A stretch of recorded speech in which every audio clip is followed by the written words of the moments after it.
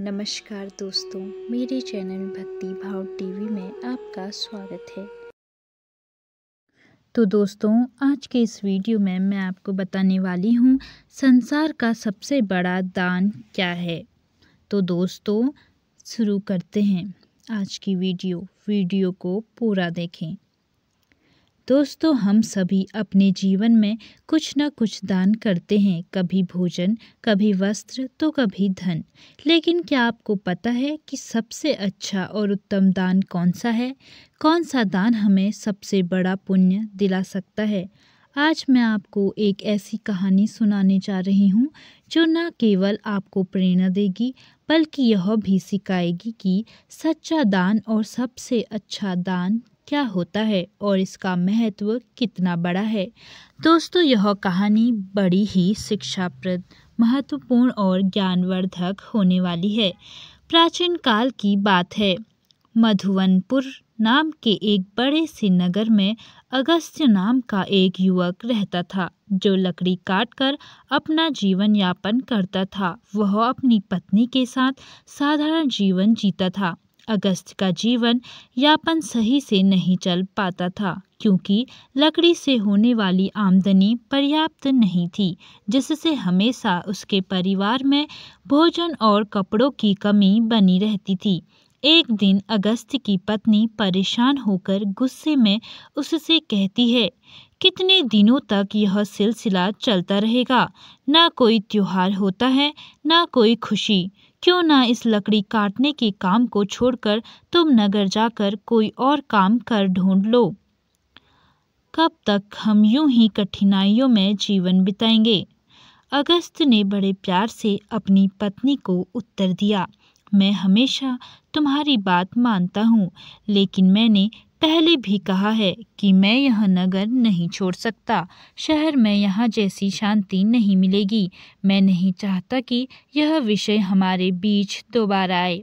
उसकी पत्नी ने कहा, ठीक है, जैसा तुम्हें सही लगे। खाना तैयार है, खाकर चले जाओ लकड़ी काटने। भोजन करने के बाद अगस्त्य लकड़ी काटने के लिए जंगल की ओर निकल पड़ा। चलते चलते वह काफी दूर चला गया। वह सोचने लगा, आज तो बहुत दूर आ गया हूँ, मुझे एक बड़ा पेड़ चाहिए। लेकिन वहाँ ऐसा कोई बड़ा पेड़ नजर नहीं आ रहा था। वहाँ एक पेड़ है पर छोटा है। चलो आज के लिए इसी से काम चला लेता हूँ। अगस्त्य ने वह पेड़ काटा और सिर पर जलाऊ लकड़ी का गट रखकर नगर की ओर बेचने के लिए निकल पड़ा। लेकिन नगर पहुंचने पर उसने देखा कि लकड़ी खरीदने वाला कोई नहीं था। वह सोचने लगा, क्या मुझे यह सारी लकड़ियां घर वापस ले जानी पड़ेगी।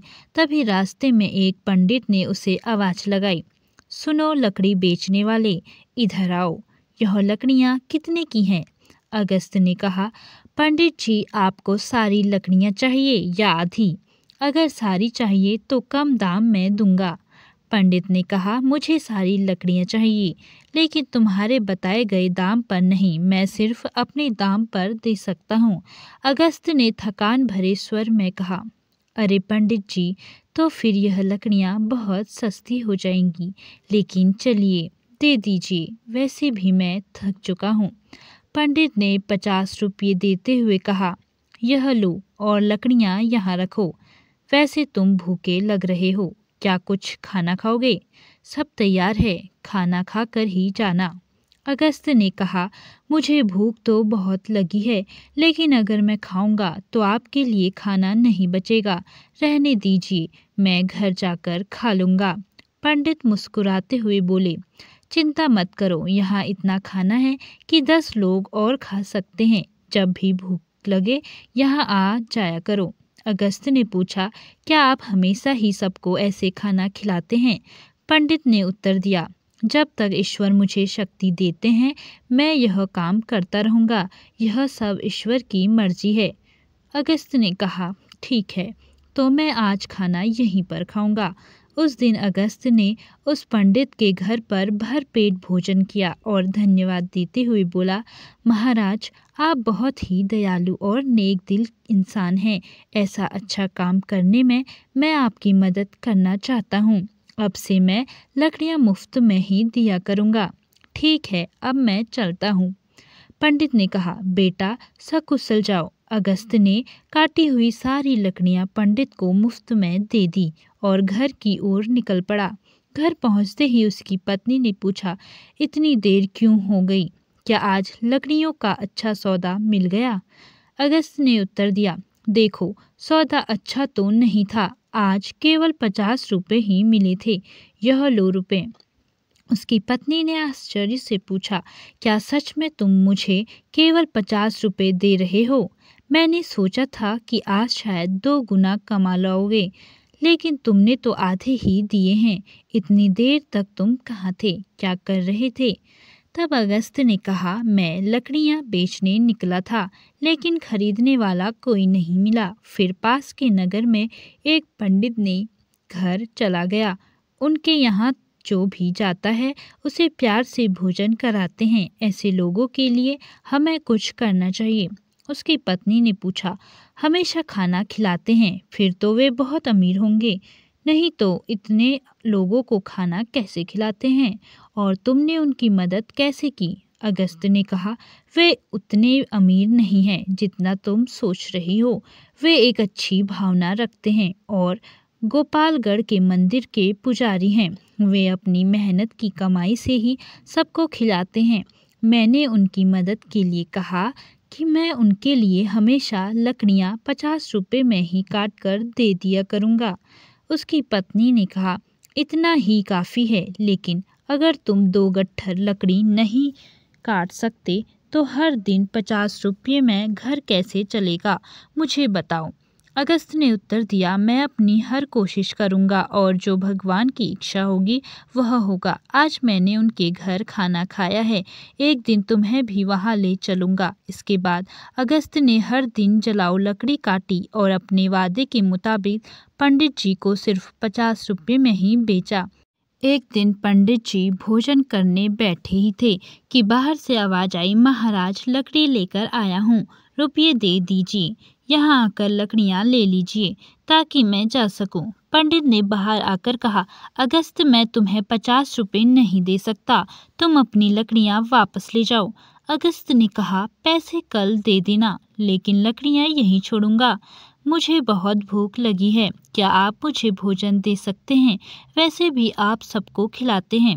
पंडित ने मुस्कुराते हुए कहा, बहुत अच्छे अगस्त, पहले अपने हाथ पैर धो लो, तब तक मैं भोजन की व्यवस्था करता हूँ। पंडित ने घर के अंदर जाकर अपनी पत्नी से यह बात कही। उसकी पत्नी बोली, आपने ऐसा वादा क्यों किया? हमारे घर में खाने के लिए कुछ भी नहीं बचा है, सिवाय उस भोजन के जो मैंने अभी आपको परोसा है। पंडित की पत्नी बोली, इस समय हम अगस्त को कैसे खिलाएंगे? सारा खाना खत्म हो चुका है, क्या आपको यह नहीं पता? पंडित बोले, अरे इसमें कौन सी बड़ी बात हो गई? तुमने जो खाना परोसा है वह अगस्त के लिए पर्याप्त है। मैं सोच रहा हूँ कि आज उपवास कर लूँ। पंडित की पत्नी बोली, मुझे बताओ तुम ऐसा कितनी बार करोगे? जब हमारे पास खुद के लिए भी पर्याप्त नहीं है तो दूसरों के लिए इतना सब क्यों करते हो? यह सब कहाँ से आएगा? पंडित बोले, भगवान सब कुछ देते हैं, पहले अगस्त को भोजन परोस दो। पंडित ऐसे ही उन लोगों को भोजन कराते रहे, भले ही उनके पास स्वयं के लिए भी कुछ न हो। एक दिन अगस्त लकड़ी काटने जंगल गया। उसने सोचा, जंगल के किनारे के सारे सूखे पेड़ तो मैं पहले ही काट चुका हूँ, अब जो बचे हैं वे सब हरे पेड़ हैं। जंगल के अंदर जाना थोड़ा मुश्किल लग रहा है, मैं इससे पहले कभी इतना अंदर नहीं गया। यहाँ जंगली जानवर भी हो सकते हैं, अगर मुझे कुछ हो गया तो क्या होगा? यह सोचकर वह जंगल के भीतर डरते डरते चला गया। वह काफ़ी दूर निकल गया, लेकिन कोई उपयुक्त पेड़ नहीं मिला। अचानक उसे एक बड़ा पेड़ दिखा। उसने सोचा, यह शाखा तो काफ़ी मजबूत है, इसे काटूंगा तो 3 गट्ठर लकड़ी बन जाएंगे। पहले ही बहुत देर हो चुकी है, यह सोचकर अगस्त उस पेड़ पर चढ़ गया। वह उसी शाखा पर बैठ गया और उसी को काटने लगा। शाखा बहुत बड़ी थी, इसीलिए काटने के बाद वह बगल के पेड़ और एक छोटे टीले के पास गिर गई। तभी अचानक वहां एक साधु प्रकट हुए और क्रोध में बोले, मेरी तपस्या किसने भंग की? लगता है यह तुम ही थे। मैं तुम्हें श्राप देता हूँ कि तुम कुत्ता बन जाओगे। अगस्त्य घबरा गया और बोला, महाराज मुझे माफ कर दीजिए, मुझे नहीं पता था कि आप यहाँ तपस्या कर रहे हैं।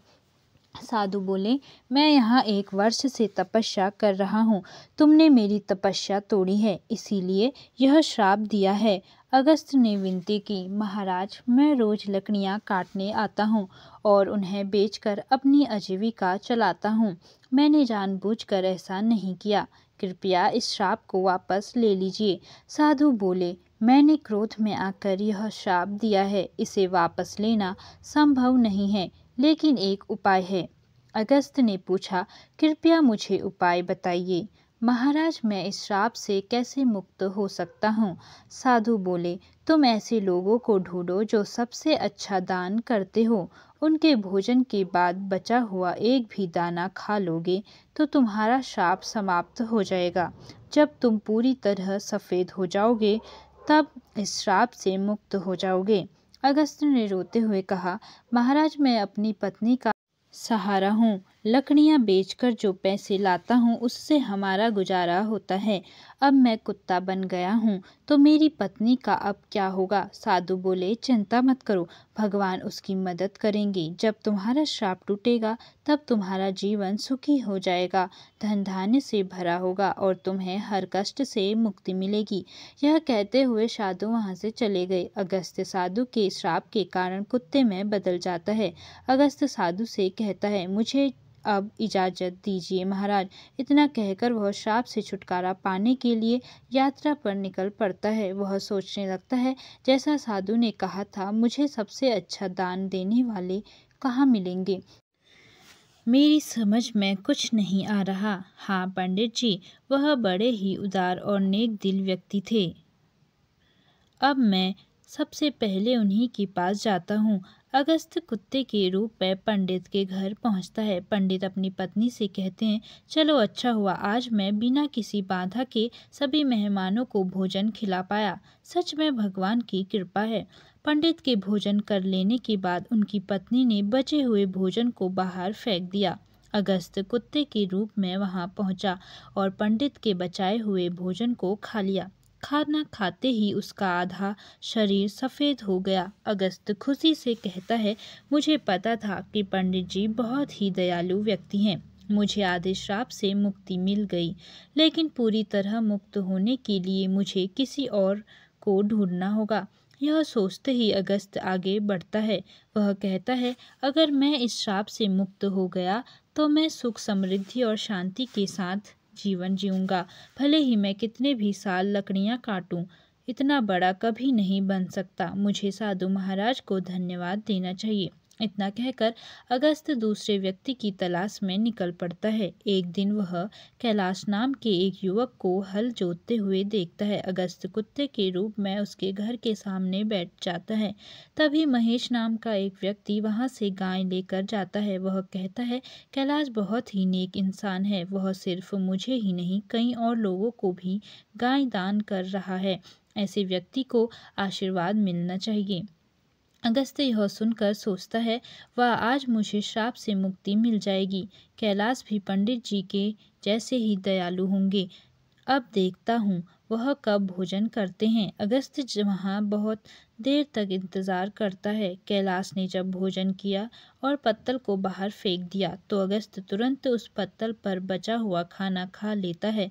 उस पत्तल पर लेकिन यह देखकर वह हैरान रह जाता है। वह कहता है, अरे मेरे शरीर का रंग नहीं बदला। कैलाश ने तो गाय का दान भी किया था, फिर भी यह क्यों नहीं हुआ? मुझे कुछ नहीं समझ आ रहा है। थोड़ी देर बाद अगस्त्य वापस पंडित जी के घर के बाहर आकर बैठ गया। वहां उसने 2 युवकों को बातचीत करते हुए सुना। पहला युवक बोला, अरे मनोज, आज कैलाश ने फिर गाय का दान दिया।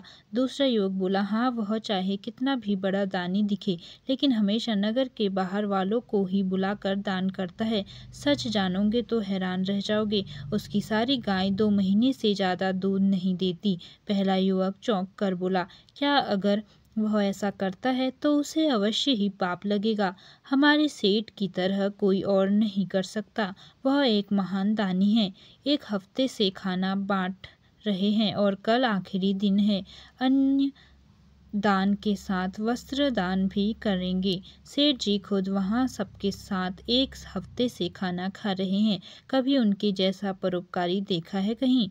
अरे यह तो कुछ भी नहीं है। उन्होंने हमारे नगर में अच्छी सड़कें बनवाई हैं और जगह कुएं और तालाब खुदवा दिए हैं। सच में उन्होंने हमारे लिए बहुत कुछ किया है। ऐसा धर्मात्मा मैंने कभी नहीं देखा। यह बातें सुनकर अगस्त बहुत खुश हुआ। उसके मन में विचार आया, चलो अब तो तय है कि मुझे श्राप से मुक्ति मिल जाएगी। मुझे तुरंत सेठ जी के पास जाना चाहिए। वह अपने घर में नहीं बल्कि लोगों के साथ खाना खा रहे हैं। इस अवसर का लाभ उठाना चाहिए। अगले ही दिन अगस्त उस जगह पहुंच गया जहां सेठ जी भोजन करा रहे थे।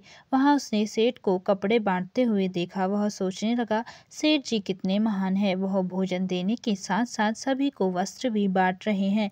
मैं जिन अच्छे लोगों को ढूंढ रहा था निश्चय ही वह यही हैं।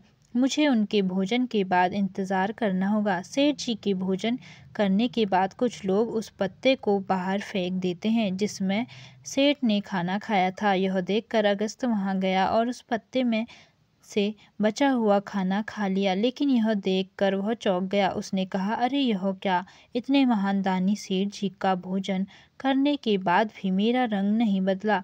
यह श्राप तो किसी दूसरी वजह से लग रहा है। मुझे तुरंत उस साधु के पास जाना चाहिए जिन्होंने मुझे यह श्राप दिया। अगस्त उस स्थान पर पहुंचता है जहां साधु मौजूद थे।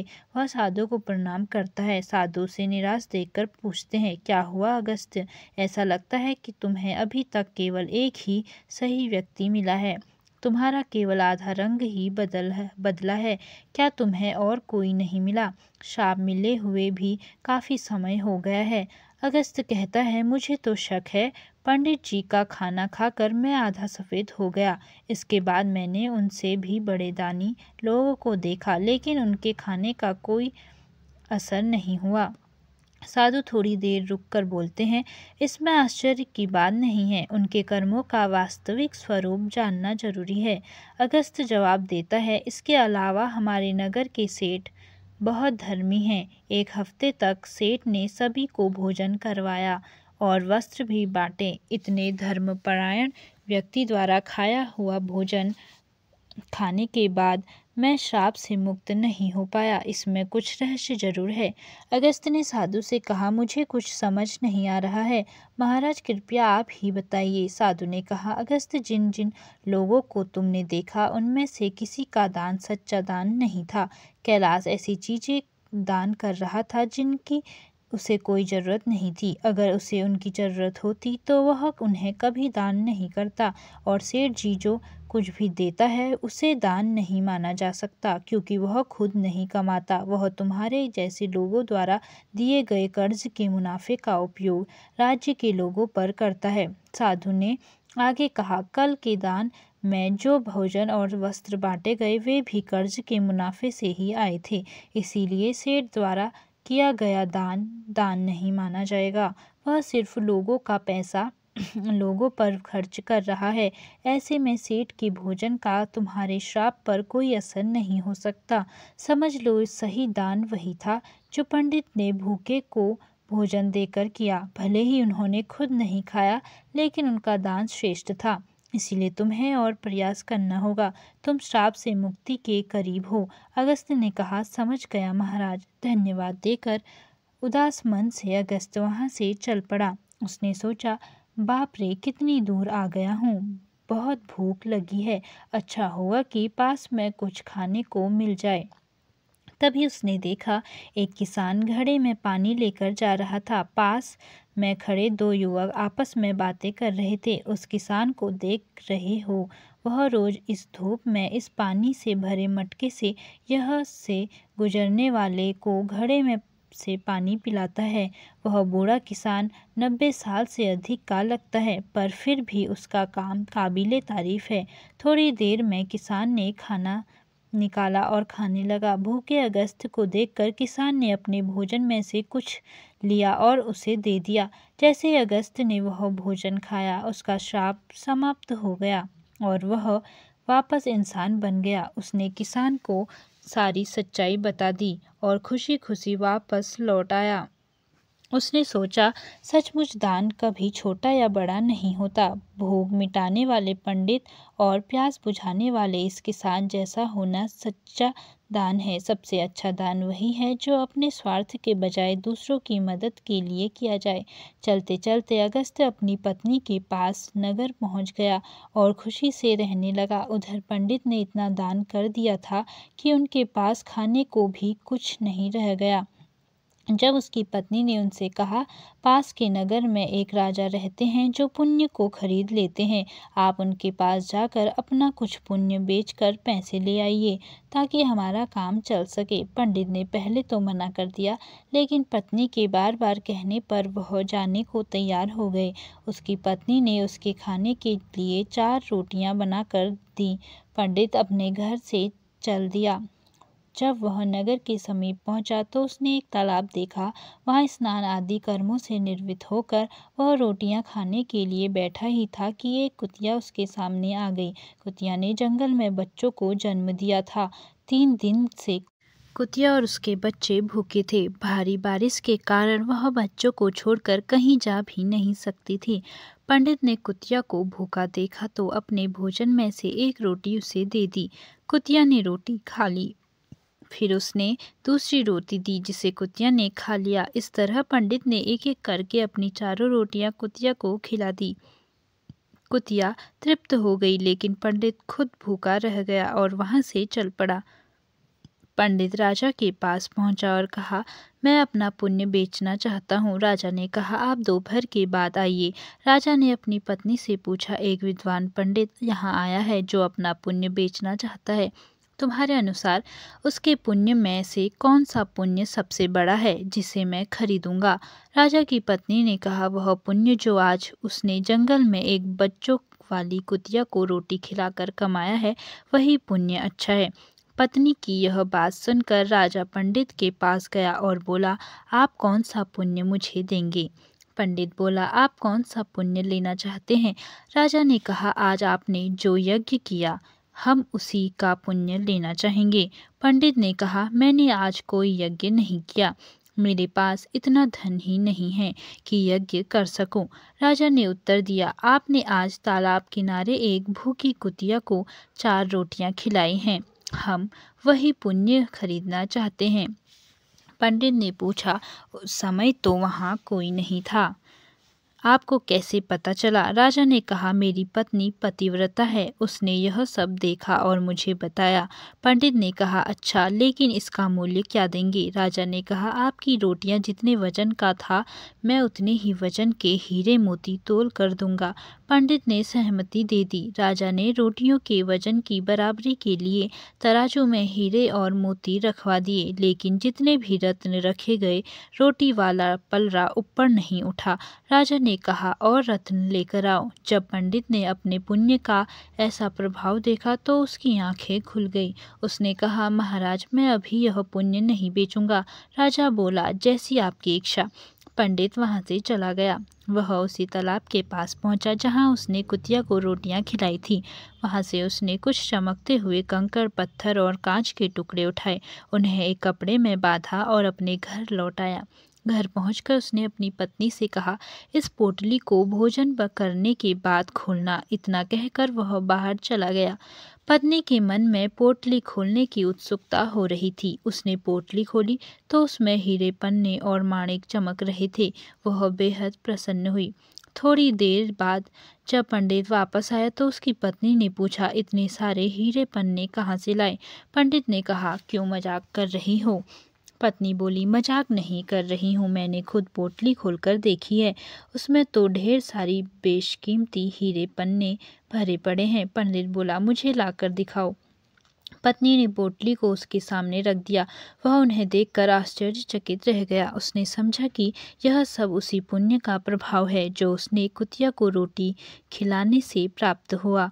फिर उसने अपनी यात्रा का सारा वृत्तांत अपनी पत्नी को सुनाया। उसने बताया कि किस प्रकार होता है राजसी और तामसी दान का फल। एक भूखी कुतिया और उसके बच्चों को रोटियां देने के कारण यह चमत्कार हुआ। उसने यह भी कहा कि यह सब भगवान की कृपा और दया का ही परिणाम है। पंडित ने अपनी पत्नी से कहा, यह भगवान का संदेश है कि जरूरतमंद की मदद करना सबसे बड़ा पुण्य है। जो व्यक्ति दुखियों और अभावग्रस्त लोगों की सहायता करता है उसे ईश्वर अनंत गुणा फल प्रदान करता है। तो दोस्तों, आज के समय समाज में कई लोग दान सिर्फ अपने मान सम्मान और प्रतिष्ठा के लिए करते हैं। वे इसे एक सामाजिक दिखावे के रूप में अपनाते हैं। ऐसे दान से ना तो सच्चा पुण्य मिलता है और ना ही इसका समाज में कोई दीर्घकालीन प्रभाव होता है, और कभी कभी वह व्यक्ति को गर्व और अहंकार की ओर ले जाता है। जैसे इस कहानी में पंडित ने अपनी भूख की परवाह किए बिना कुतिया और उसके बच्चों को 4 रोटी खिलाई। उसने सोचा भी नहीं था कि उसका यह छोटा सा त्याग इतना बड़ा फल देगा। दोस्तों, यह कथा यह भी बताती है कि ज़रूरतमंद की सहायता करने का असली अवसर वही होता है जब वह वास्तव में संकट में हो। आपदा के समय दिया गया थोड़ा सा सहयोग भी अनमोल हो सकता है। यह न केवल पीड़ित व्यक्ति के जीवन को बदलता है, बल्कि दाता के जीवन में भी सकारात्मक परिवर्तन लाता है। दान का उद्देश्य मानवता को प्रोत्साहित करना और समाज को जोड़ना है। जब कोई व्यक्ति त्याग की भावना से प्रेरित होकर दान करता है तो वह अपनी आत्मा को शुद्ध करता है। यह त्याग मनुष्य को अहंकार से मुक्त करता है और उसे ईश्वर के समीप ले जाता है। दोस्तों, इस कहानी में पंडित का अनुभव यह सिखाता है कि भगवान की कृपा से छोटे छोटे कार्य भी महान फल दे सकते हैं। कंकड़ पत्थर भी भगवान की कृपा से हीरे और माणिक बन सकते हैं। यही संदेश है कि सच्चा पुण्य त्याग और निस्वार्थ सेवा में है। हर मनुष्य को यह प्रयास करना चाहिए कि वह अपनी क्षमता के अनुसार जरूरतमंदों की मदद करे। अनाथ, विकलांग, विधवा, भूखे और प्यासे लोगों की सेवा करना ही सच्चा धर्म है। इसी से समाज में शांति और समृद्धि आती है। दोस्तों, अपने इस कहानी से क्या सीखा कमेंट बॉक्स में ज़रूर बताएं, और ऐसी ही बहुत सारी कहानियों, कथाओं और जानकारियों को सुनने के लिए मेरे चैनल को सब्सक्राइब करें। धन्यवाद।